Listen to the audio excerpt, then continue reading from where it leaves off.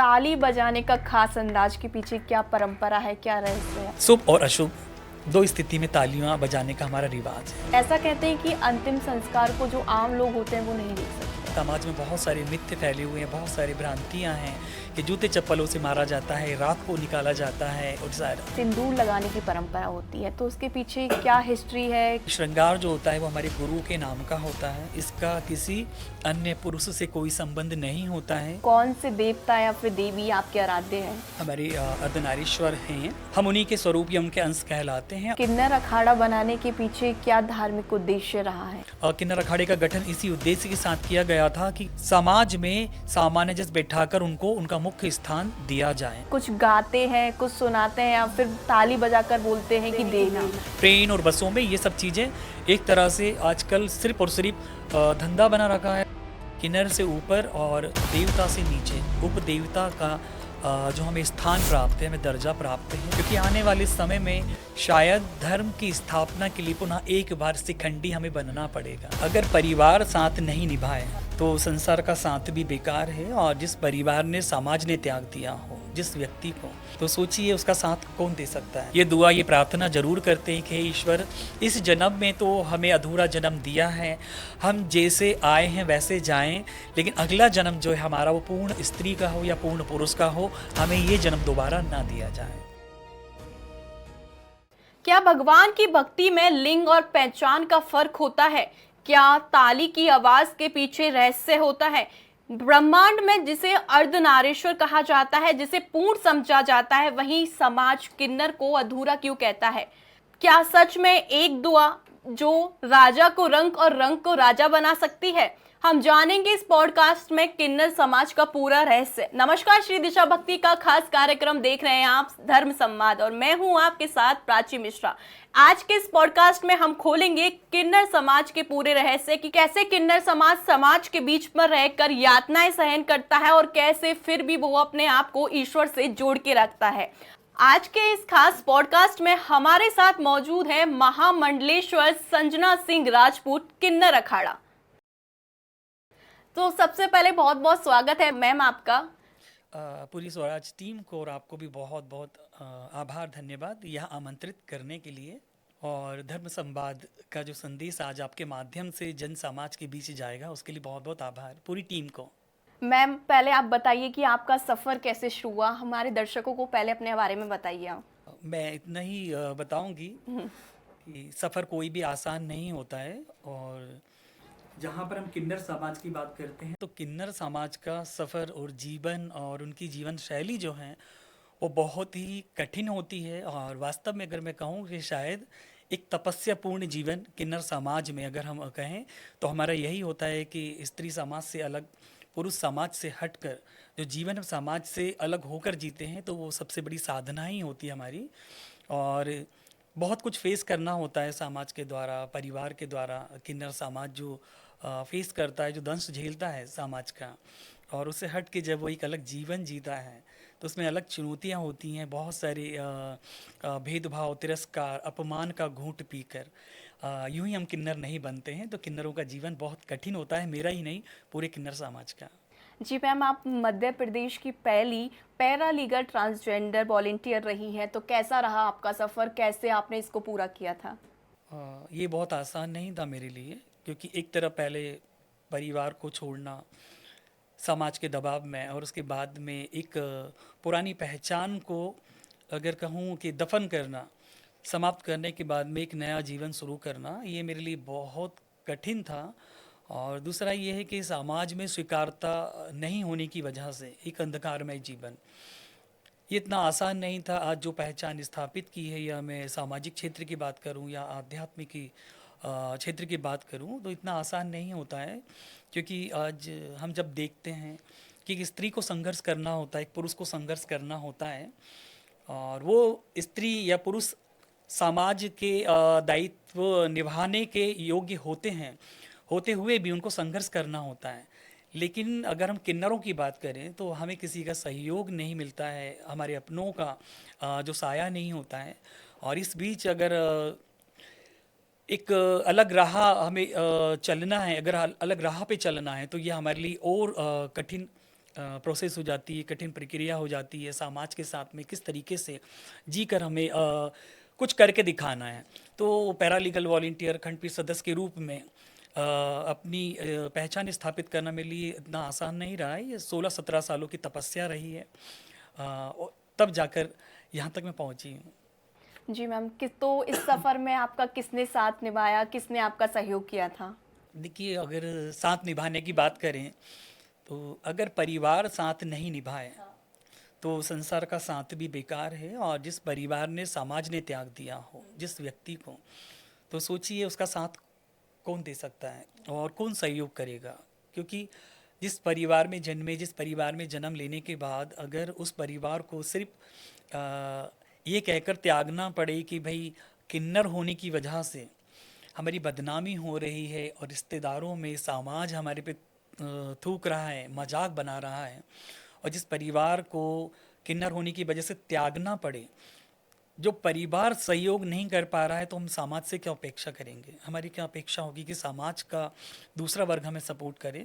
लेकिन हाँ, यहाँ पर अगर सहयोगी की बात होती है, तो मेरी जो पास्ट लाइफ का रहा है, जो मेरी पूर्व लाइफ में उतार चढ़ाव रहे हैं, या मेरा जो भी दुखद जीवन रहा है, जो लोगों का भेदभाव, तिरस्कार और जो अपमान का घूंट पिया है मैंने, तो शायद मेरे लिए वो प्रेरणा स्रोत बने।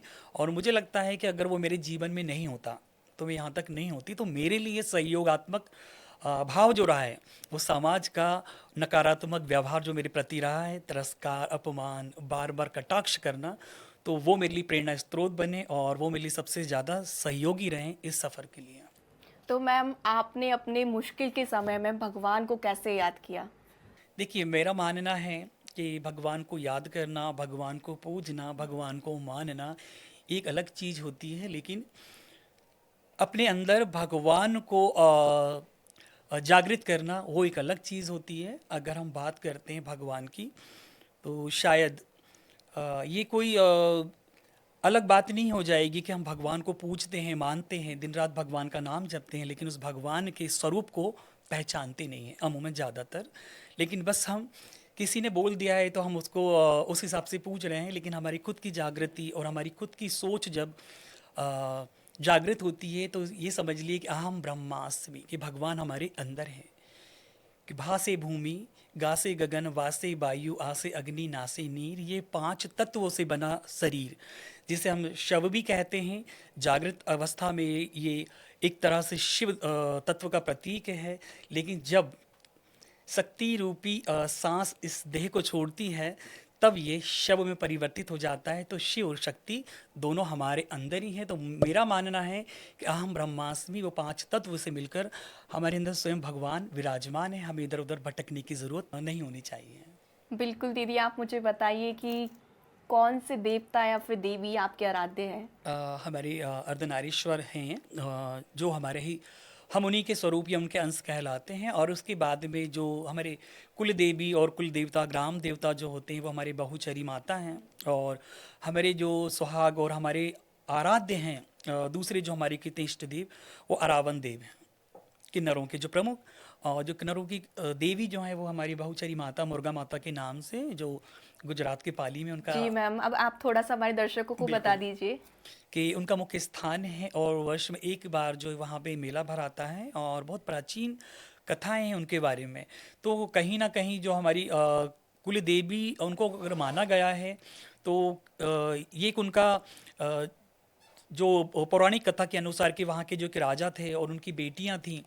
लेकिन जब मुगलों द्वारा वहाँ पर आक्रमण किया गया, जो हमें बताया गया है ना, कि वहाँ पे कुछ ऐसी घटनाएं घटी कि उस समय सबसे ज़्यादा वहाँ पर तहस नहस कर दिया गया था। तो वहाँ जो कुंड बना हुआ है, तो वहाँ के जो राजा थे, उनकी जब एक ही पुत्री थी, और जिनको अपना राज्य बचाने के लिए और अपनी प्रजा को बचाने के लिए, अपने समाज को बचाने के लिए तपस्या करना पड़ी। और उस कुंड में जब तपस्या करी, और उसके बाद में जब उनको ये भविष्यवाणी के द्वारा बताया गया कि आपको कुंड में स्नान करना है, स्नान करने के बाद में आपका स्वरूप बदल जाएगा, तब वो वहाँ पर स्नान कर कर कुंड से बाहर निकलती हैं। तो वो एक दूसरे स्वरूप में, पुरुष स्वरूप में निकलती हैं। तब से उस स्थान को जो है हमारा बहुचरी माता का स्थान कहा गया है, क्योंकि वहाँ पर जो उनका सवारी थी उनको काट काट के जब खाया गया था। तो कुछ इस तरह की कहानियाँ हैं जो हमें वास्तविक के दर्शन कराती हैं। तो ये मिथ्या तो नहीं कह सकती, लेकिन कुछ कुछ चीज़ें हैं जो वास्तव में हमें अनुभव कराती हैं कि ऐसा प्राचीन समय में हुआ है। और किन्नरों का उद्गम, किन्नरों की उत्पत्ति ऐसे ही नहीं हुई है, इसके पीछे भी कुछ ना कुछ कारण है। तो इसलिए हमारी जो मुर्गा माता है, बहुचरी माता, वो हमारी कुल देवी कहलाती हैं पूरे किन्नर समाज की। और साल में एक बार जो है सभी लोग वहाँ धाम पे जाकर पूरे भारतवर्ष के किन्नर समाज एकत्रित होते हैं और जो हमारी रीति रिवाज है उस रीति रिवाज से, परंपरा से उनके पूजन पाठ करते हैं। जी मैम, बिल्कुल दीदी, आप मुझे बताइए कि जब आपका मन दुखी होता है और आपको लगता है कि आपका कोई भी काम नहीं बन रहा है, तो आप कैसे उसको हील कर पाती हैं अपने आप को? मेरा मानना है कि जब हम अ, भौतिक जगत में ज़्यादा इन्वॉल्व होते हैं, या हमारा कहें कि भौतिक जगत में हमारा ज़्यादा संभाव रहता है, तो हम शायद इधर उधर भटकते रहते हैं और हमारा मन भी एक जगह स्थायी नहीं होता है। लेकिन वहीं जब आप ध्यान आध्यात्म की बात करते हैं और कहते हैं कि जब धर्म आपको धारण करे, तब आप भौतिक जगत में भटकाव की स्थिति में होते हैं। लेकिन जब आपको धर्म धारण करता है ना, जब हम धर्म को धारण करते हैं, तो शायद कहीं ना कहीं भौतिक जगत में रहकर हम उन चीज़ों में उलझे रहते हैं जहाँ पर सिर्फ तनाव और मनोस्थिति हमारी भटकाव में रहती है, या पर हम क्या दिशाहीन होते हैं। समाज से हमें सिर्फ क्या लेना है, क्या देना है, किसका क्या, ये सारी चीज़ों में उलझे रहते हैं। लेकिन जब धर्म हमें धारण करता है, तो हम देखते हैं कि हमारे अंदर वो जागृति आती है कि हम अच्छा बुरा और इस भौतिक जगत के मोह से बहुत दूर होते चले जाते हैं। फिर आपका जो भाव होता है वो सिर्फ और सिर्फ समाज को देना है, राष्ट्र के लिए एक समर्पण, समाज के लिए समर्पण भाव वाला जो होता है वो जागृत होता है। और ये मुझे लगता है कि आज के समय में बहुत कम देखने को मिलता है, या फिर मैं ये कहूँ कि आजकल भक्ति या आस्था के नाम पे बहुत सारा खिलवाड़ या दिखावा चल रहा है। तो दीदी, किन्नर समुदाय में हम देखते हैं गुरु और चेला जो प्रक्रिया है वो बहुत मानी जाती है, तो क्या है इसके पीछे? गुरु चेला मतलब एक वो संबंध जो हमारे परिवार में होता है, आम समाज में। आप एक किसी की बेटी हैं, आपके माता पिता हैं, तो वैसे ही किन्नर समाज में एक परंपरा है गुरु बनाने की। जब हम किन्नर समाज में जाते हैं तो हमारी रीत भपूत जो एक परंपरा है, हमें चेला बनाया जाता है। वहाँ की परंपराओं को अपनाने के लिए गुरु चुनना बहुत आवश्यक होता है किसी चेले के लिए। तो ये गुरु चेला परंपरा समाज के अन्य दायित्वों को निभाने के लिए, और भी अनेक रिश्ते होते हैं हमारे यहाँ पे। कोई किसी की बेटी बनता है, किसी की बहन बनते हैं, तो ये रिश्ते हम लोगों में भी होते हैं। लेकिन सर्वप्रथम पहले हम अपना गुरु चुनते हैं, फिर वो गुरु जो है हमारे बाकी रिश्तों को, बाकी संबंधों को हमें बताते हैं। दीदी, ऐसा कहते हैं कि जो ज्योतिष शास्त्र है उसमें बुध जो ग्रह है उसको ट्रांसजेंडर कहा जाता है, तो क्या है इसके पीछे की वजह, क्यों कहा जाता है, क्या स्टोरी है? नहीं, बिल्कुल, देखिए क्या है कि ये तो एस्ट्रोलॉजर की बात है, ग्रहों की बात है। और ग्रहों में जब हम बात करते हैं कि बुध जो है वो युवराज ग्रह हैं, नपुंसक ग्रह माना गया है, इसके पीछे बहुत सारी कहानियां हैं। लेकिन यहाँ पर हम बुध ग्रह की जब बात करते हैं तो कहीं ना कहीं वास्तव में उनका किन्नरों से संबंध है। क्योंकि बहुत सारे लोग हमारे पास आते हैं बुधवार के दिन कि भाई किसी पंडित ने उनको बताया है हरा दान देना है। तो हरा दान मतलब कि कॉरपोरेट सेक्टर से संबंधित है। तो बुद्ध का जो भी समस्याएं होती हैं वो ज़्यादातर कॉरपोरेट सेक्टर से, बैंकिंग सेक्टर, ये सारी चीज़ों को प्रभावित करती हैं। तो इनको प्रभावशाली बनाने के लिए बुद्ध ग्रह का दान किन्नरों को देना बताया गया है शास्त्रों में। और मेरा मानना है कि सिर्फ बुद्ध का ही दान क्यों आप किन्नरों को दें। अगर समाज में हम बुद्ध के अलावा वैसे ही अगर हम जो सगुन और जब नेक की बात करते हैं, अगर हमें वो खुशी खुशी दी जाए, तो मुझे लगता है कि शायद बुद्ध का दान करने की ज़रूरत ही नहीं पड़ेगी। तो कहीं ना कहीं अगर हम समाज से वैसे ही खुश हैं, प्रसन्न हैं, तो मुझे लगता है कि शायद वो हमारे जीवन में स्थिति ना बने कि हमें बुद्ध का दान देने के लिए किसी किन्नर को ढूंढना पड़े। दीदी, हम देखते हैं जैसे शादी हो या फिर किसी बच्चे का जन्म हो, तो वहाँ पे बधाइयाँ देने के लिए, लेने के लिए किन्नर समुदाय से लोग आते हैं। और ऐसा भी कहा जाता है अगर हम उनको मुँह मांगी रकम ना दें तो वो क्या बद्दुआ देते हैं? क्या सच में ऐसी चीज़ें होती हैं? देखिए, एक बात है कि जैसे कि माँ-बाप की बात होती है ना कि उनके लिए संतान कितनी ही कुपात्र क्यों ना हो, लेकिन माता-पिता के लिए संतान संतान ही होती है। तो वैसे हमारे लिए, हम जिस घर में बधाई के लिए जाते हैं, हमारा जो भी समाज जाता है, वो जिस परिवार के पास में जाता है जहाँ बच्चा या शादी होती है, एक मंगलमुखी के रूप में मंगल कामनाएं और मंगल आशीर्वाद के लिए जब जाते हैं, तो वो कभी भी नहीं चाहेंगे कि हम जिनसे ले रहे हैं हम उनके लिए बद्दुआ दें। एक थोड़ा सा नोक-झोंक ज़रूर होती है, लेकिन दिल से हम बद्दुआ नहीं देते हैं और दिल से उनके लिए बुरा नहीं चाहते हैं। क्यों? क्योंकि हमेशा हमारा एक ही कहना होता है कि जजमान जो होता है वो हमारे अन्नदाता होते हैं, है ना? कहीं न कहीं हमारा भरण-पोषण करने वाले जजमान जो हैं, उनके लिए हम कभी भी बद्दुआ नहीं देते हैं, ना। नोक-झोंक होगी, हो सकता है कई बार स्थिति ऐसी बन जाती है कि भई बधाई उनके मुताबिक नहीं मिल रही है, लेकिन जब देखेंगे कि बाद में अंत में यही होता है कि भाई ठीक है, उन्होंने कहा इतना देना है, उतना लेके बाद में खुशी-खुशी मंगल गान करते हुए बधाई को स्वीकार करके लेके जाते हैं। तो वो वहाँ पर बद्दुआ का सवाल ही नहीं उठता, क्योंकि जिस घर का अन्न हम ले रहे हैं, जिस घर से हम शगुन ले रहे हैं, तो उस घर से हम कभी भी नहीं चाहेंगे कि उस घर में शगुन हो। तो ये परंपरा कैसे शुरू हुई? ये जहाँ तक हमें पता है कि राम जी के जन्म उत्सव पर जब यक्ष गंधर्व किन्नर कहा जाता है, तो सबसे पहले राम जी के जन्म उत्सव पर किन्नर समाज ही मंगल गान करते हुए उनकी बधाई लेने के लिए पहुंचा था। तब से ही ये परंपरा रही है, लेकिन अभी वर्तमान में ये परंपरा का कुछ दूसरा ही स्वरूप हो गया है, क्योंकि हम दिशाहीन होते गए हैं थोड़ा सा। तो मुझे लगता है कि आज पुनः हमारे किन्नर समाज को वापस उसी दिशा में आकर एक बार फिर से वो छवि स्थापित करना है जिस छवि के लिए हमारा उद्गम, हमारा जन्म हुआ है। जी बिल्कुल। दीदी, किन्नर समाज में मैं देखती हूँ कि वो सिंदूर लगाने की परंपरा होती है, तो उसके पीछे क्या हिस्ट्री है? क्यों? क्या की कोई धार्मिक मान्यता है? क्या इसके पीछे रहस्य है? कई लोग पूछ चुके हैं मेरे से, आज शायद मैंने मांग में सिंदूर नहीं लगाया, भूल हाँ। गई हूँ, कि भाई अपना तो श्रृंगार करते हैं, आप पायल पहनते हैं, बिछुड़ी पहनते हैं। तो एक बार हुआ था ऐसा, किसी ने मुझसे पूछा कि दीदी माँ, वो हमारी हमारी जो धर्म पत्नी है वो जानना चाहती हैं कि आपका श्रृंगार वगैरह करते हैं तो किसके नाम का होता है, क्या है? तो बहुत डर डर के पूछा था उन्होंने।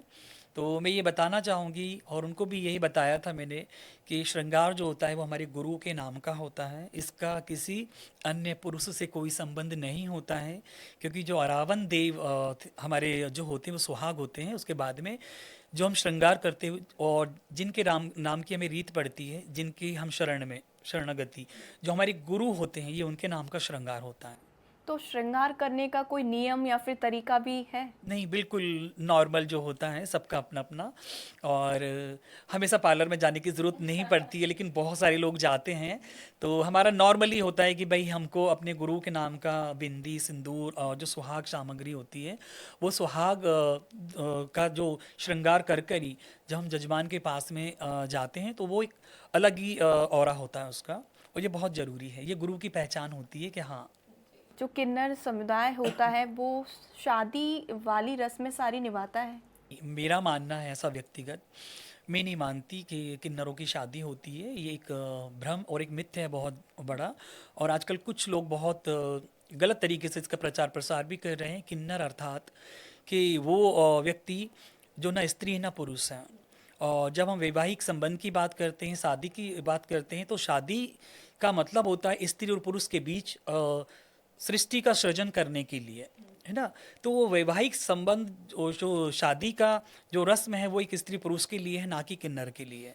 किन्नर का ना तो वंश वृद्धि कर सकते हैं, और ना ही आप खुद सोचिए कि भाई अगर एक किन्नर शादी करेगा तो या तो वो स्त्री है या पुरुष है, वो किन्नर कहाँ है? तो यहाँ पर किन्नरों के बारे में जो आजकल बहुत चल रहा है, तो मुझे नहीं लगता, ये सबका अपना व्यक्तिगत मत, लेकिन मेरा मानना है कि किन्नरों में शादी नहीं होती है, और हम लोग ऐसी कोई भी रस्म को नहीं मानते हैं। ताली बजाने का खास अंदाज के पीछे क्या परंपरा है, क्या रहस्य है? ताली हम लोग दो तरह से बजाते हैं, जब कहीं पर हमारा झगड़ा होता है, कहीं पर जब हमारा वाद विवाद बढ़ता है आपस में, तो ताली ही हमारी पहचान होती है और ताली हमारा हथियार होता है। और जब जजमान के यहाँ पे हम जाते हैं तो शुभता के लिए ताली बजाई जाती है और दोनों ही ताली का अलग अलग स्वर होता है। तो ये ताली का जो एक है हमारा, तो शुभ और अशुभ दो स्थिति में तालियां बजाने का हमारा रिवाज है। तो उनमें भी फर्क होता है क्या ताली बजाने में, कि शुभ समय पे ऐसे बजाई जाएगी या शुभ पे ऐसे? बिल्कुल। देखिए, एक स्थिति होती है जब घर में आप एक नाइफ चाकू का इस्तेमाल करते हैं, जब सब्जी काट रहे होते हैं तो बड़े आराम से अपने हिसाब से ना, लेकिन वही चाकू जब हम किसी को मारने के लिए उठाते हैं तो वो हमारा एक उग्र स्वरूप होता है। चाकू एक ही है लेकिन उसका इस्तेमाल दो तरीके से हो रहा है और तरीका अलग अलग होता है स्वभाव के अनुसार। तो वैसे ही हमारी जो ताली होती है वो भी हमारे स्वरूप पे डिपेंड करती है कि भाई अगर हम किसी से झगड़ा कर रहे हैं, हम बहुत क्रोधित हैं, बहुत ज़्यादा गुस्से में हैं, तो वो ताली का एक अलग ही होगा कि वो ताली हम जब बजाएंगे तो उसका स्वर अलग होगा। लेकिन जब हम किसी शुभ मांगलिक कार्य में जाते हैं तो उस समय ताली का स्वर अलग होता है, कि उसमें मिठास होगी और उसके अंदर हमारी दुआएं होंगी, उसके अंदर हमारा प्रेम भाव झलकेगा। और जब हम गुस्से में ताली बजाते हैं तो उसका एक क्रोध और बहुत अलग ही उसका स्वर होता है और बहुत तेज होता है वो। जी बिल्कुल दीदी, आप किन्नरों के अंतिम संस्कार को लेके भी काफ़ी भ्रम है, जो मैं आपसे क्लियर करना चाहूँगी। ऐसा कहते हैं कि अंतिम संस्कार को जो आम लोग होते हैं वो नहीं देख सकते हैं, क्या सच में? ये भी एक बहुत बड़ा मिथ्य है, बहुत बड़ा झूठ है कि भाई किन्नरों की शव को नहीं देख सकते हैं। क्योंकि हमारे आधे से ज़्यादा अगर हम कहें कि बहुत सारी ऐसी फिल्में हैं या बहुत सारी ऐसे सीरियल हैं जिसमें कुछ बढ़ा चढ़ा के बताया जाता है, हालांकि ऐसा कुछ भी नहीं है। एक नॉर्मल आम इंसान का जैसे अंतिम संस्कार होता है वैसे ही हम लोगों का भी हमारे रीति रिवाज से होता है। जो जिस धर्म का होता है उस धर्म से उसका अंतिम संस्कार किया जाता है। बाकी ऐसा कुछ नहीं, समाज में बहुत सारे मिथ्य फैले हुए हैं, बहुत सारी भ्रांतियां हैं कि जूते चप्पलों से मारा जाता है, रात को निकाला जाता है और सारा। तो ऐसा नहीं है, क्योंकि हम भी सनातन को मानने वाले हैं। सनातन परंपरा अनुसार कभी भी सूर्यास्त के बाद में दाह संस्कार नहीं किया जाता है। हाँ, ये है कि हमारे यहाँ पर जो जिस रिलीजन का किन्नर होता है, हमारा जो भी है गुरु, हमारे गुरु भाई, हमारे जो भी चेले होंगे, इसमें भी धर्म होते हैं क्या? देखिए अभी अभी ये सब चीज़ें होने लगी हैं। वैसे तो किन्नरों का कोई धर्म नहीं होता है, लेकिन वर्तमान स्थिति के अनुसार हम बोले कि आज जो स्थिति बनी हुई है ये बहुत ज़्यादा, तो यहाँ पर भी ये चीज़ें आने लगी हैं। तो अभी अभी है, और शुरू से ही अगर हम कहें कि एक परंपरा पे हम चल रहे थे, अगर हम कहें कि एक ही धर्म को हम फॉलो कर रहे थे, तो उस परंपरा से हटकर आज हम देख रहे हैं, क्योंकि जब से मैं रही हूँ किन्नर समाज में, जो मैंने देखा है कि हम जिस परंपरा को मानते हैं उस परंपरा के अनुसार हमारा दाह संस्कार होता है। जो मुस्लिम होगा तो मुस्लिम के हिसाब से उसको किया जाएगा, जो हिंदू होगा उसको हिंदुओं के हिसाब से अंतिम संस्कार किया जाएगा, उनके ही समाज के लोग करेंगे। इसलिए कई बार लोग देख नहीं पाते हैं। क्यों? क्योंकि जो जहाँ का व्यक्ति होता है कि आज मैं परिवार में हूँ, अगर मेरा परिवार है तो मेरा दाह संस्कार मेरा परिवार करेगा। तो जो लोग जानते होंगे तो स्वाभाविक ही वो मेरे अंतिम संस्कार में शामिल भी होंगे। होते हैं बहुत सारे लोग, लेकिन जो लोग नहीं होते हैं तो उनको इस चीज़ का पता नहीं चल पाता है। तो दीदी, इसमें भी रात या फिर दिन का फर्क होता है? नहीं, ऐसा कुछ नहीं। जो मैंने बताया कि जिस धर्म का जो हमारा किन्नर समाज का व्यक्ति होगा, जिसका उसी धर्म के अनुसार उनकी अंतिम संस्कार किया जाता है। भाई अगर कोई मुस्लिम होगा तो मुस्लिम रीति रिवाज से उनका होगा, हिंदू है तो हिंदू रीति रिवाज से उनका हम करते हैं। तो वो अपने अपने रीति रिवाज से उस परंपरा के अनुसार उनका दाह संस्कार किया जाता है। इसीलिए लोगों को पता नहीं चल पाता है। क्यों? क्योंकि वो एक आम इंसान की तरह ही उनकी जो अर्थी है या उनका जनाजा है उसको कर दिया जाता है। और वो भी जो हमारे आसपास के लोग होते हैं, जो हमारे डेरे, हमारे घरानों के आसपास लोग होते हैं, तो वो सब मिलजुल कर उन चीज़ों को करते हैं अंतिम संस्कार में। इसको लेकर एक सबसे बड़ा मिथ ये है कि जो शव होता है उसको चप्पलों से पीटा जाता है। ऐसा बिल्कुल गलत है, क्योंकि हम कहते हैं कि भाई किसी जानवर को भी अगर देखा होगा, सड़क पे कुत्ता भी पड़ा होता है या कोई जानवर मर जाता है तो हम उसको भी बहुत सम्मानपूर्वक साइड करते हैं या उठवा देते हैं, जैसा भी है ना। तो एक सोचिए कि इंसान हैं हम, किन्नर हैं वो अलग है लेकिन हैं तो इंसान ही ना। तो ये एक बड़ा मिथ्य फैला रखा है, ये बहुत बड़ा झूठ फैला रखा है, ये ऐसा कुछ भी नहीं है। लेकिन हाँ, ये दुआ, ये प्रार्थना ज़रूर करते हैं कि हे ईश्वर, इस जन्म में तो हमें अधूरा जन्म दिया है, हम जैसे आए हैं वैसे जाएं, लेकिन अगला जन्म जो है हमारा वो पूर्ण स्त्री का हो या पूर्ण पुरुष का हो, हमें ये जन्म दोबारा ना दिया जाए। तो ये प्रार्थना होती है, ये हमारे जो कल्चर है उनको मानते हुए कुछ रिवाजें हैं जो हमारे पर्सनल होते हैं, गोपनीय रूप से, तो वो ज़रूर है। लेकिन बाकी इतना सब चीज़ें नहीं होती हैं जो लोगों ने फैला के रखा है या सुन रखा है। ऐसा कहते हैं क्या किन्नर समाज करवा चौथ या फिर सावन या फिर एकादशी जैसे व्रतों को भी मानते हैं? नहीं, देखिए, अभी हम शादी की बात कर रहे थे, तो शादी होगी तो हम करवा चौथ रखेंगे, है ना। बाकी व्रत और जो भी उपवास, वो अपनी अपनी मान्यता, अपने अपने आस्था अनुसार है, सबको छूट है, कोई भी नहीं। लेकिन मैं अगर किन्नर समाज की बात करूं, तो किन्नर समाज में कि देव दनुज नर किन्नर श्रेणी सादर सकल मजा ही त्रिवेणी। किन्नर से ऊपर और देवता से नीचे उपदेवता का जो हमें स्थान प्राप्त है, हमें दर्जा प्राप्त है, तो हमें लगता है कि हमें इन चीज़ों से परे रखा गया है। तो शायद हम सिर्फ और सिर्फ अगर समाज के उत्थान और राष्ट्र के कल्याण के लिए, एक कितने का मानव कल्याण के लिए हमारा जन्म हुआ है, तो जहाँ विधि विधान के अनुसार लगता है कि हम किसी परंपरा से बंधे हैं, किसी परिवार से बंधे हैं, उस परिवार में पूजा पद्धति है, व्रत पद्धति है, तो वो हम करेंगे। लेकिन हमारे घरानों में अगर है तो जो हमारी पूजा परंपरा है कि वहाँ पर हमें व्रत के माध्यम से करना, उपवास के माध्यम से, तो वो होगा।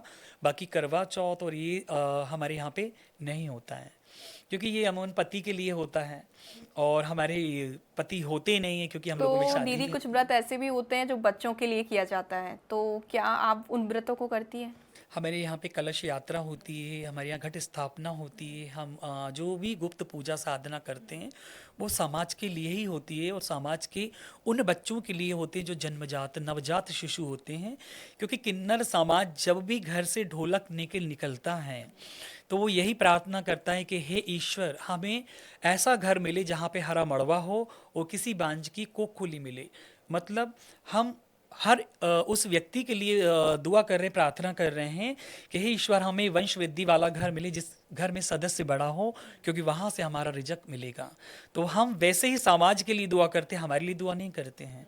और ये तो वरदान है कि हमें हमेशा समाज के लिए मांगना है, राष्ट्र के लिए सोचना है, तो हमारा भरण पोषण होगा ना। क्योंकि आपके यहाँ पे वंश वृद्धि होगी, आपके यहाँ सुख समृद्धि होगी, तो हमें प्राप्त होगा। तो हम तो हमेशा आपके लिए कामना करेंगे, समाज के लिए कामना करेंगे, हमारे जजमान जीते रहें, उनके यहाँ पे सुख समृद्धि हो, उनके यहाँ पे सफलता है, उनके यहाँ वंश वृद्धि हो, तो उससे हमें प्राप्त होगा।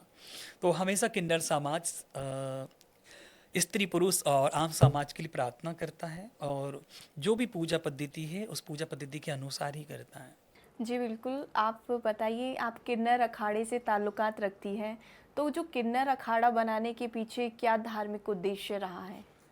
सबसे पहले तो बहुत अच्छा सवाल है ये, क्योंकि किन्नर अखाड़ा बनाने का उद्देश्य ही यही था कि जो किन्नर समाजों का, हमारी किन्नर समाज का वेदों में उपनिषदों में वर्णन है, कहीं ना कहीं हमें पूजनीय और देवतुल्य माना गया है। लेकिन आज वर्तमान में जो स्थिति आप देख रहे हैं, किन्नरों के साथ में भेदभाव और हमारे साथ जो तिरस्कार अपमान का दंश हमें झेलना पड़ रहा है।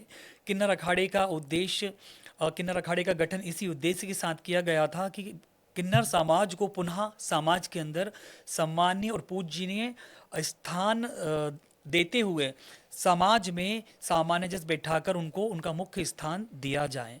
क्योंकि जब हम बात करते हैं सनातन धर्म में हर जीव को पूजने की है, यहाँ तो फिर किन्नर उपदेवता की श्रेणी में आते हैं।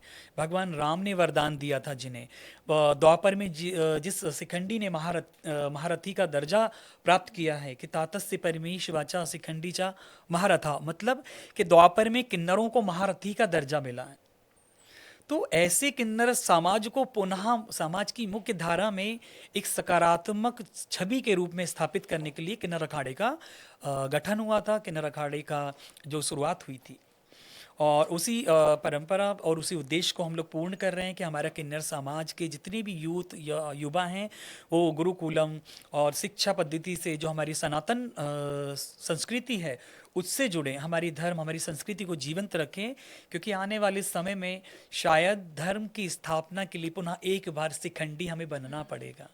जी बिल्कुल, आप बताइए, आपने भेदभाव की बात करी, तो मैं एक आपसे जनरल क्वेश्चन पूछती हूँ कि आप कभी मंदिर में जाती है तो कभी आपको ऐसा लगा कि हम लोगों के साथ कुछ फ़र्क किया जा रहा है? अभी तो नहीं, लेकिन हाँ बहुत पहले ऐसा हुआ है हमारे साथ में कि हम जाते थे उस समय। तो शायद आज से बहुत समय पहले की बात है। उस समय होता था कि लोग हंस रहे हैं देख के, या फिर मंदिरों में कई बार ऐसे कई मंदिर होते थे जिसमें महिला और पुरुष की लाइन होती थी, तो वहाँ पर हम लोगों को थोड़ा सा दिक्कत आती थी। अ, आज वर्तमान समय में मेरे ख्याल से स्थिति बहुत सुधरी है, लेकिन ये पहले हुआ करता था। आज के समय में तो शायद मेरे ख्याल से इतना नहीं हो रहा है, खासकर धार्मिक स्थलों पे तो नहीं होता है जहाँ तक मैंने देखा है। लेकिन पहले ये सब हुआ है, हंसी का पात्र बनना पड़ता था, मजाक उड़ाई जाती थी, हमें किस लाइन में लगना है। तो कई बार ऐसा होता था कि वहाँ पे हमें अपमान का घूंट पीना पड़ता था। लगता था कि भगवान के मंदिर में भी हमारे साथ में भेदभाव किया जा रहा है। जो भगवान किसी राजा रंक में भेदभाव नहीं करता है, उसके दरबार में हमारे साथ भेदभाव हो रहा है। लेकिन शायद यही चीज़ों ने और यही भाव ने और यही घटनाओं ने प्रेरित करा। तो मुझे लगता है कि आज मैं अगर कुछ प्रयास कर पा रही हूँ समाज में बदलाव का, तो वो यही कुछ कारण है। तो अभी आपको क्या लगता है कि समाज धीरे-धीरे धार्मिक रूप से ट्रांसजेंडर को अपनाने की कोशिश कर रहा है?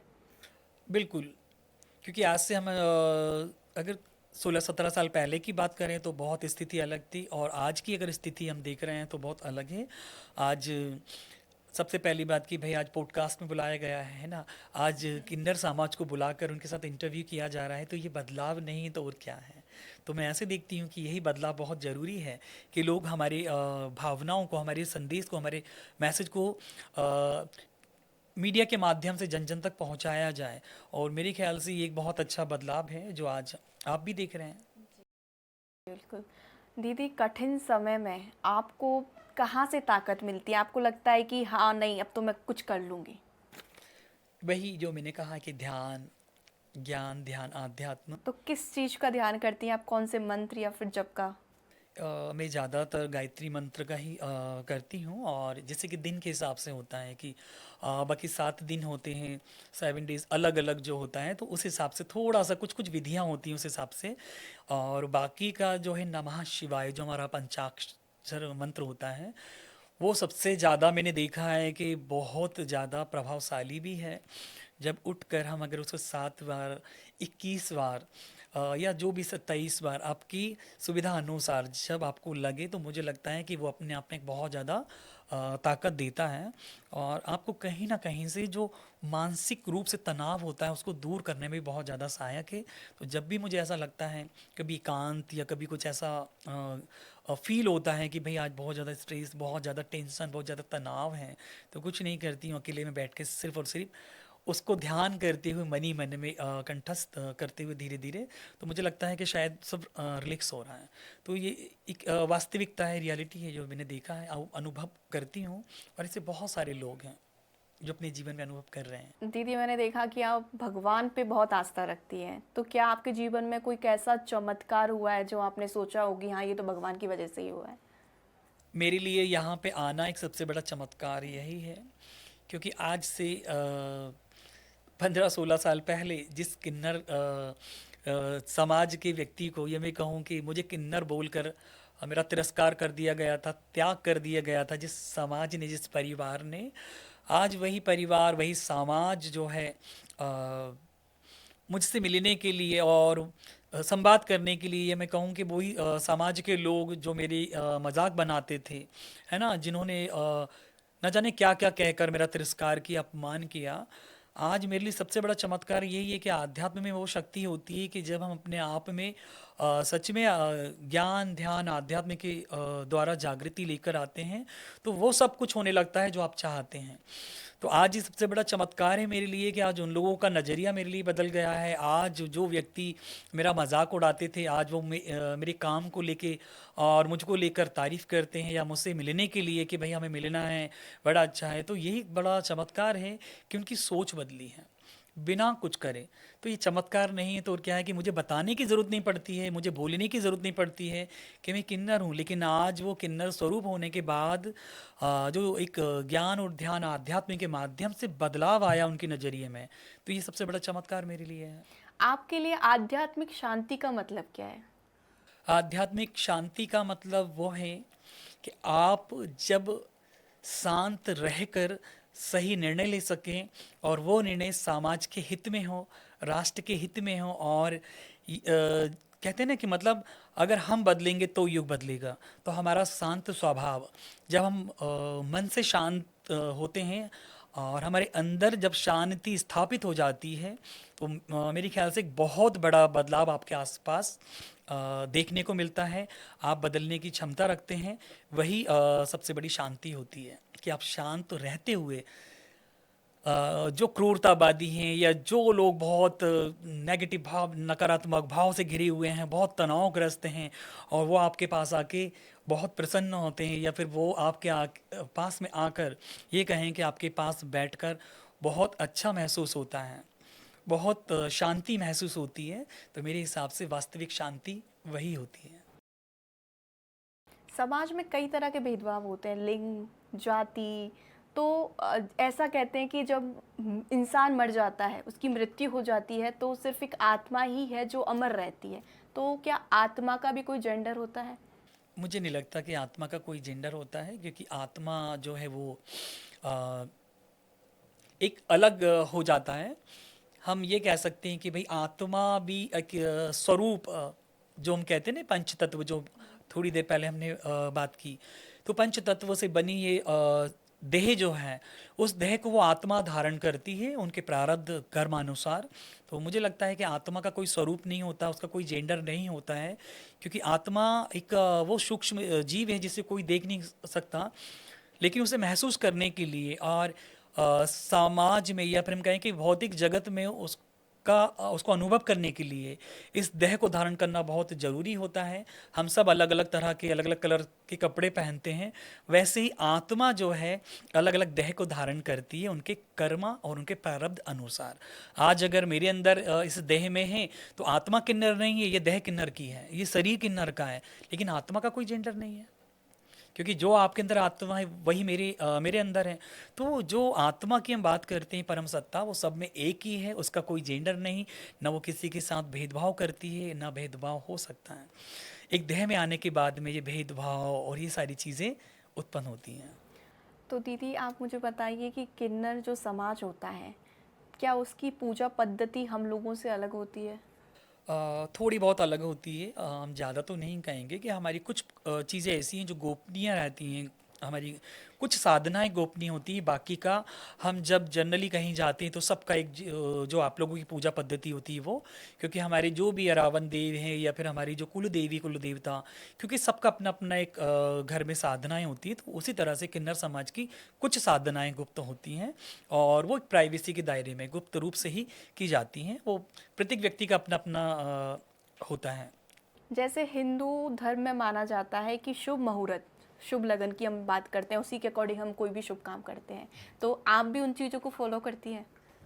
मेरे ख्याल से मेरा मानना है कि शुभ मुहूर्त वही होता है जब आप किसी भी चीज़ की शुरुआत कर दें बिना सोचे, क्योंकि अगर शुभ मुहूर्त की हम बात करें, बहुत लंबा विषय, बहुत सारी बातें इसमें होंगी। प्रैक्टिकली अगर हम वास्तविकता को देखें कि शुभ मुहूर्त तो हमारी जब राम जी का विवाह हो रहा था उस समय भी देखा गया था, है ना। अक्षय जो कहा जाता है कि ऐसी सी तिथि, ऐसे सी मुहूर्तों को देखकर, लग्न को देखकर राम और सीता का विवाह हुआ था।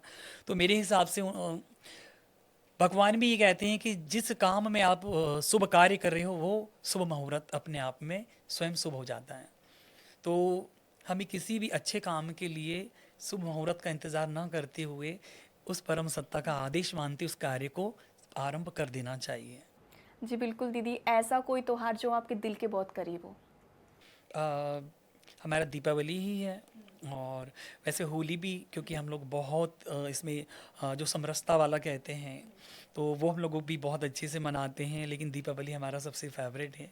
क्योंकि ये मेरे ख्याल से अंधकार को दूर करने वाला और वास्तव में एक संदेश देने वाला त्यौहार है कि भाई जितने भी हमारे मन के अंधकार है उनको दूर करना चाहिए। प्रकाश का पर्व है, लोगों के जीवन में हम प्रकाश फैलाएं सकारात्मक रूप से, सकारात्मक छवि बनाते हुए ना, तो ये एक संदेश देता है। इसलिए दीपावली मेरा फेवरेट है और मैं यही प्रयास भी करती हूँ कि भाई हम किसी के जीवन की रोशनी बन सकें। बस हमारा प्रयास ये हो कि वैसा बहुत सारी चीज़ें हैं कहने को, सुनने को, बहुत सारे त्योहार हैं, लेकिन अपने आप में अगर हर दिन हम किसी के लिए खुशी का कारण बन रहे हैं, किसी के जीवन में बदलाव ला रहे हैं, तो मुझे लगता है कि हमारी हर रात दिवाली है।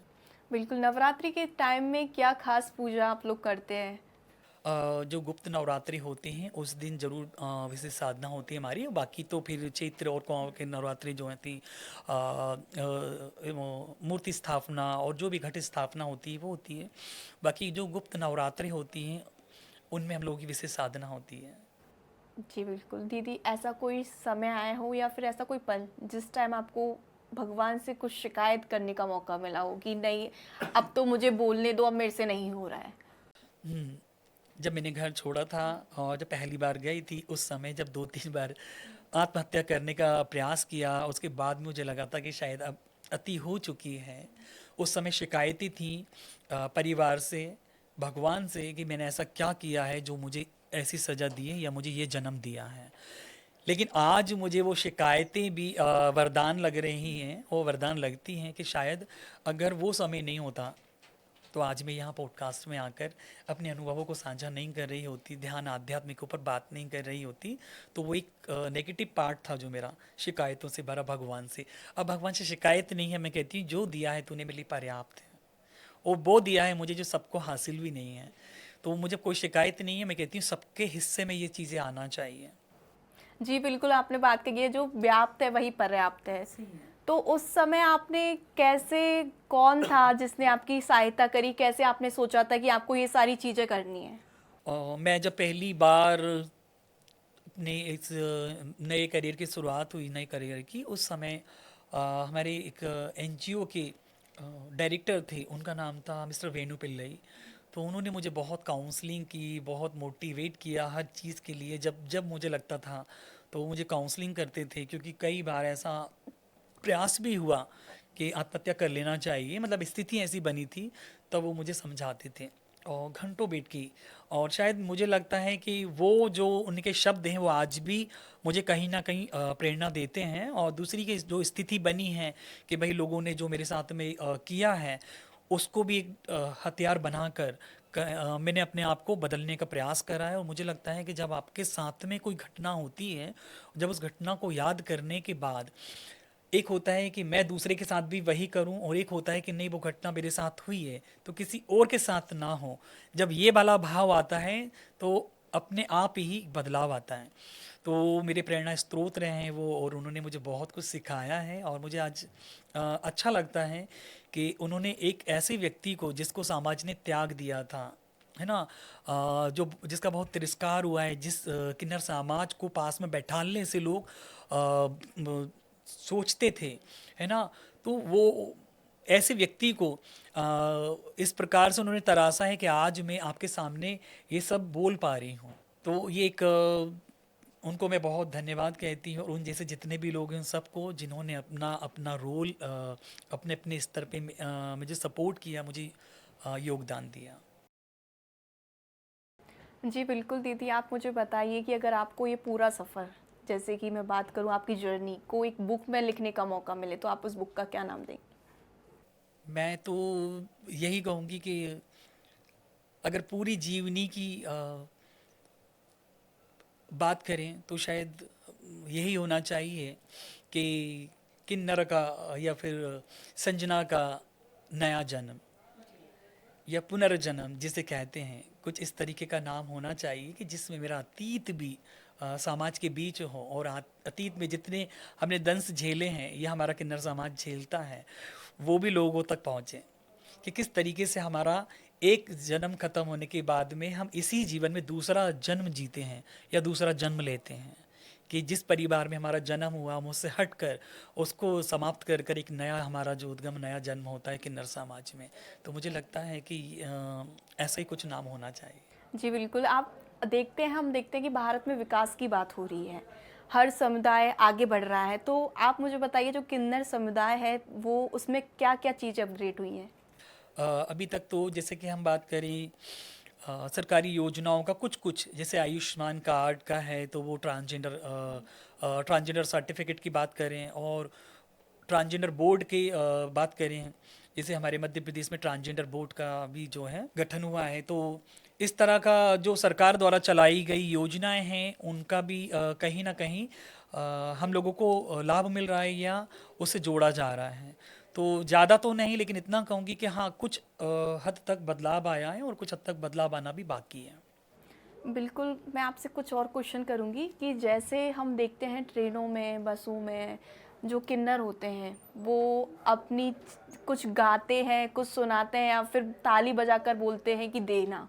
तो ये कितना किस हद तक सही है, या फिर वो कहीं न कहीं आप जो किन्नर समुदाय है उसकी छवि को बेकार कर रहा है? देखिए किन्नर समाज जो है जिसे मंगलमुखी कहा जाता है वो अमूमन कब जाते हैं जहाँ बच्चा होता है शादी होती है, क्योंकि मंगलमुखी मंगल कार्यों में जाते हैं, है ना। ट्रेनों में बसों में और जो अन्य जगह पर आप देख रहे हैं किन्नरों को, तो मुझे लगता है कि ये किन्नर समाज की छवि को खराब करने के लिए कुछ लोग इस तरह का हरकतें करते हैं जो कि एक तरह से गलत है। क्योंकि हमारा जो घराना कल्चर है, जो हमारी परंपरा है और जो हमारा संस्कृति किन्नर समाज में भी, कि जब किसी बच्चे के जन्म उत्सव पे हम जाएंगे, शादी में जाएंगे, तो वहाँ पर जो हमारा परंपरागत गान होता है, बधाई गान होते हैं, वो गा के हम वहाँ से शगुन के तौर पे बधाई लेते हैं।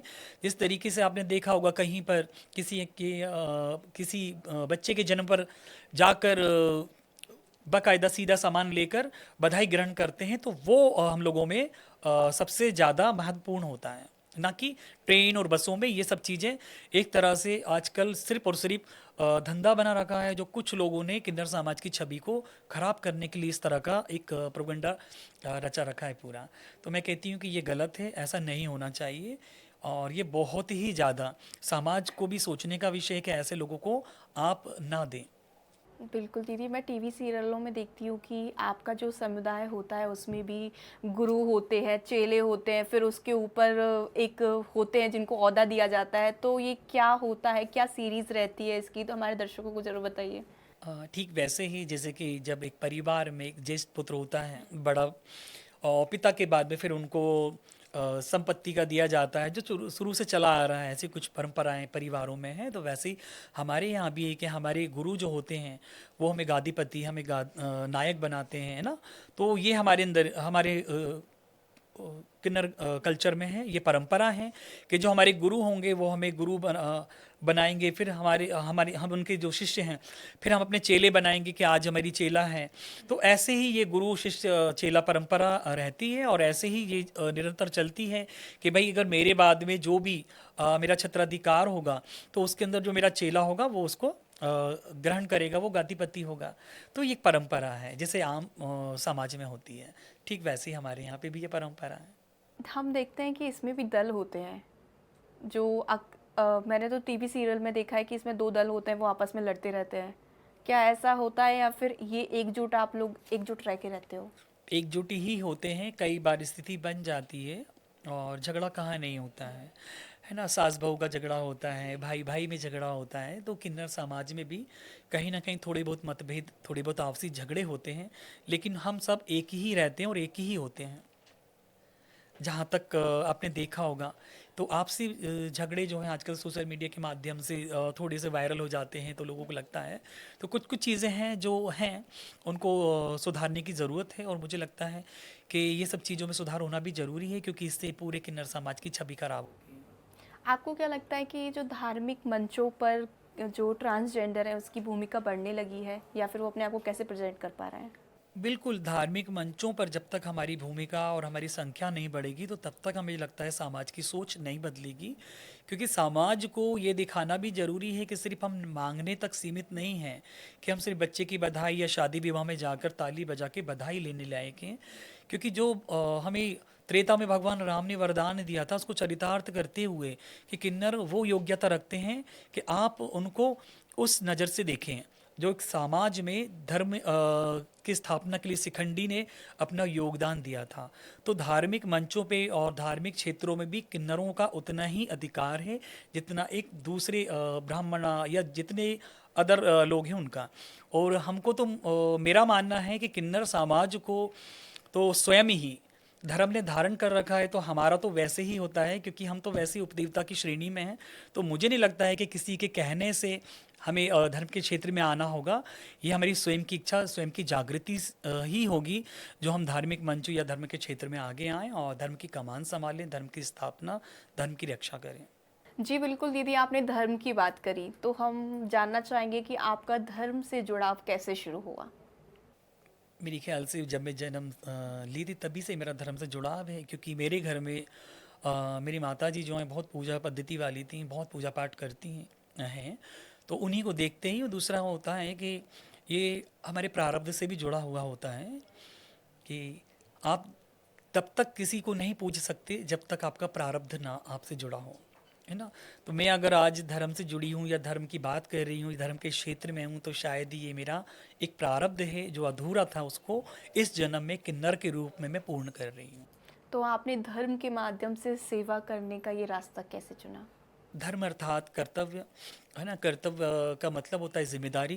तो इसमें लेने की ज़रूरत नहीं, क्योंकि ये तो स्वयं ईश्वर ने दिया हुआ है। जब हम पैदा होते हैं तब भी हमारे लिए डिसाइड हो जाता है कि प्रबंध पहले रचा और पीछे रचा शरीर, तुलसी चिंता क्यों करे भजले श्री रघुबीर। हमारे जन्म से पहले ही व्यवस्थाएं और हमारे दायित्व हमें मिल जाते हैं। वो एक सफ़र करते करते इंसान वहाँ तक पहुँच जाता है। तो वो सफ़र था मेरा जो यहाँ तक पहुँची हूँ, और आगे ईश्वर जहाँ तक लेके जाएगा, जो दायित्व देगा, उसका भी मैं निर्वाह करूँगी। जी बिल्कुल, जीवन में धर्म क्यों चुनना जरूरी होता है, फिर धर्म का होना क्यों जरूरी है। धर्म अर्थात हमें अच्छा और बुरा सिखाता है। हमारे किसी भी तरह के कृत्य में फ़र्क बताता है। एक कहते हैं ना कि आप अपराध कर रहे हो या आप किसी के लिए अ, पाप पुण्य और जो अपराध है इसका एक निर्णय होता है ना, कि भाई हम समझ सके कि हम क्या पाप कर रहे हैं, हम क्या अपराध कर रहे हैं। इसका बोध हमें धर्म से ही होता है। जब तक हमें धर्म का ज्ञान नहीं होगा तब तक हमें समाज और भौतिक जगत का भी ज्ञान नहीं होगा। तो भौतिक जगत में चीज़ों को समझने के लिए धर्म से जुड़ाव और धार्मिक होना बहुत ज़रूरी है। तो धर्म से जुड़ने से पहले और धर्म के जुड़ने के बाद क्या आपके जीवन में फर्क नजर आने लगा है। धर्म के जुड़ने से पहले जब तक धर्म को नहीं जानती थी तब तक मेरा रवैया भी वही था कि दे ताली और दे गाली, जो मेरा एक स्वरूप जो अमूमन आप देखते हैं वो था। और ये वास्तविक हकीकत है, क्योंकि जो मेरा पहला था स्वरूप और जो मेरा व्यवहार था, जब मैं धर्म को समझी और कहते हैं ना कि जब धर्म के करीब आई और धर्म को जानने का प्रयास करा, तो बहुत कुछ चीज़ें बदली हैं। धर्म हमें सिखाता है कि हमें हमेशा दूसरों के हित के लिए खड़े होना है, क्योंकि कहीं ना कहीं जब धर्म को आप समझते हो तो आप अच्छे बुरे का कहाँ पे क्या हमें कैसे विषय में बात करना है, या किस विषय का हमें जो निर्णय लेने का एक कहते हैं ना कि हमें जब निर्णय लेना होता है तो वहाँ पर धर्म बहुत मदद करता है कि कौन सा निर्णय हमारे पक्ष में है, कौन सा हमारे खिलाफ है। ये सारी चीज़ों का मुझे लगता है कि जब धर्म से आप जुड़ते हैं तो आपको ये एक बहुत अनुभव कराता है, और ये मेरे जीवन में हुआ है। नहीं तो आज अगर शायद धर्म से नहीं जुड़ी होती तो आज धर्म के विषय में मैं आपके पॉडकास्ट पे नहीं आई हूँ। जी बिल्कुल, आगे आने वाले समय में आप धर्म जो सनातन धर्म की हम बात कर रहे हैं उसको कहाँ देखते हैं। मेरे ख्याल से भविष्य में नहीं जाना चाहिए, और वर्तमान में जो है एक हम कोशिश करें कि अच्छे फलदार वृक्षों का बीज बोएं, जिससे कि आने वाली जो भी पीढ़ी है, क्योंकि जो वर्तमान है वही भविष्य होता है, क्योंकि भविष्य वर्तमान बन जाता है। तो आज हम वो प्रयास करें कि आने वाली जो भी पीढ़ी है, जो लोग भी होंगे, उनको वो सब मिले जो हमने ग्रहण किया है, और वो उन बुराइयों से दूर रहें जो हमने देखी हैं। तो ये बहुत ज़रूरी है। तो मेरा प्रयास यही है कि मेरा जितने भी मेरे अगर चेले हैं, जो मेरी यूथ हैं, जो हमारे समाज के लोग हैं, उनको हम ज़्यादा से ज़्यादा जागरूक कर सकें और धर्म पद्धति से जोड़ सकें, जिससे कि उनको जो अपमान झेलना पड़ रहा है, जो भेदभाव झेलना पड़ रहा अभी जो समाज में, वो ना झेलना पड़े। क्योंकि जब धर्म से जुड़ते हो तो आप एक सम्माननीय और एक पूजनीय स्थिति में होते हो। जी बिल्कुल, काफ़ी इस समय बात चर्चा में है कि धर्म के नाम पर भी लोग काले काम कर रहे हैं, जैसे कि बहुत गौ हत्या, बहुत उसका ज़्यादा। मीट, जो हम सनातन धर्म को हम जहाँ प्रमोट करते हैं वहाँ लोग धर्म के नाम पर ऐसी चीज़ें कर रहे हैं, तो आप ऐसे उसको कैसे देखती हैं? मेरा मानना है कि आजकल धर्म के नाम पर सिर्फ और सिर्फ धंधा हो रहा है और कुछ नहीं। और दूसरी बात है, गौ हत्या हो या धर्मांतरण जैसी घटनाएं ना, जो राष्ट्र की नींव को हिला देने वाले कृत्य हैं ना, राष्ट्र की नींव को कमज़ोर करने वाले हैं। तो मुझे लगता है कि आजकल धर्म के नाम पे सिर्फ और सिर्फ लोग दिखावा कर रहे हैं, धर्म की आड़ में व्यापार कर रहे हैं।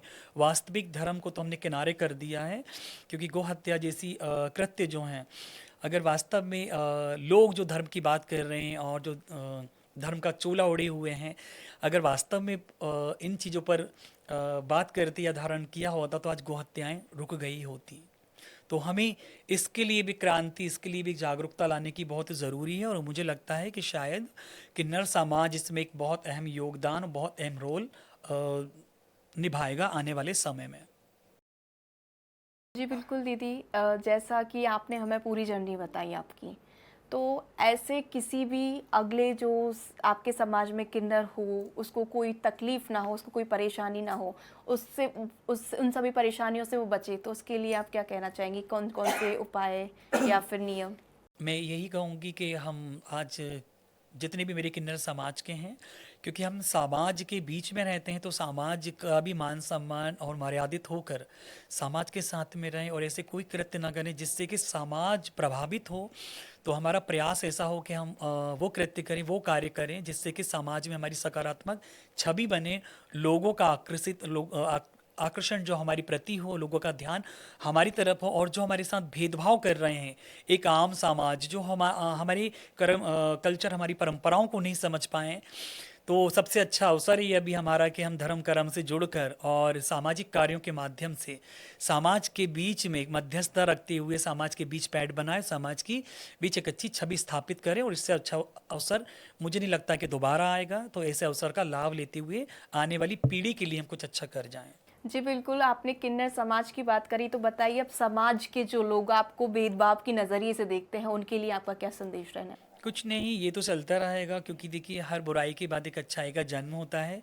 तो मेरे ख्याल से अगर भेदभाव, तिरस्कार, अपमान ये सब नहीं होगा और हमारे साथ में अगर नहीं होता तो हम आगे नहीं बढ़ते। तो बुराई और अच्छाई का चोली दामन का साथ है। एक ही संदेश दूंगी कि हाँ, जिनके साथ में ये हुआ है उसको पॉजिटिवली, बहुत सकारात्मक रूप से लेकर उसको हथियार बनाएं, जिससे कि समाज में हम कुछ अच्छा कर सकें। बाकी बुराई को हम ख़त्म नहीं कर सकते। अगर हम बुरे लोगों पर ध्यान देंगे तो मुझे लगता है कि हम कभी अच्छे बन ही नहीं पाएंगे। तो जो जिसका कर्तव्य है वो करने दीजिए, क्योंकि कुत्ता काटता है तो हम कुत्ते को पलट के नहीं काटते हैं। तो हमारा व्यवहार ऐसा होना चाहिए कि हमारा जो दायित्व है हम अपने लक्ष्य पे ध्यान देते हुए उस दायित्व को पूरा करने में लगाएं। बहुत बहुत धन्यवाद महामंडलेश्वर संजना सिंह राजपूत जी।